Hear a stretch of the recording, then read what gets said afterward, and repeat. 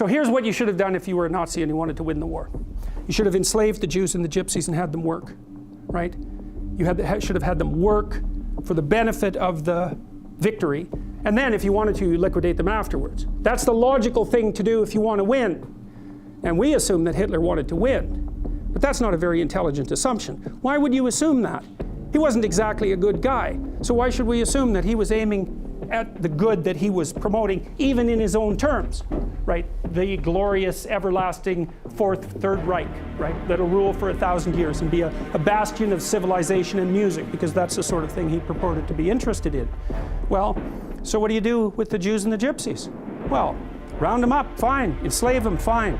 You don't kill them. You certainly don't devote a substantial proportion of your war resources while you're losing to accelerate the rate at which the extermination is taking place, because that's a bit counterproductive, unless what you're aiming at is the maximum possible mayhem in the shortest period of time.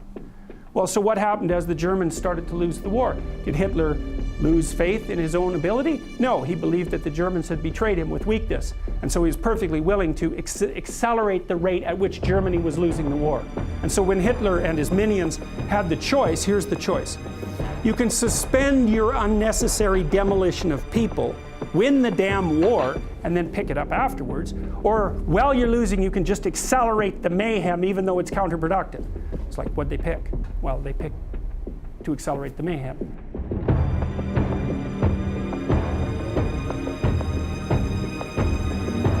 And so to me, there's an old psychoanalytic idea. I think this was derived by Jung.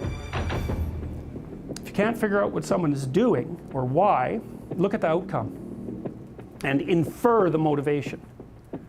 If it produces mayhem, perhaps it was aiming at mayhem. Now, you have to use that dictum carefully. If someone's irritating you, maybe it's because you're irritable and you should sort yourself out, but maybe it's because they're actually aiming at irritating you.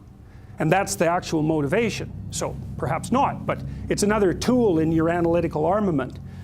So, and so you see, well, and this is the thing about warfare that's so interesting about because you can attribute it to territoriality.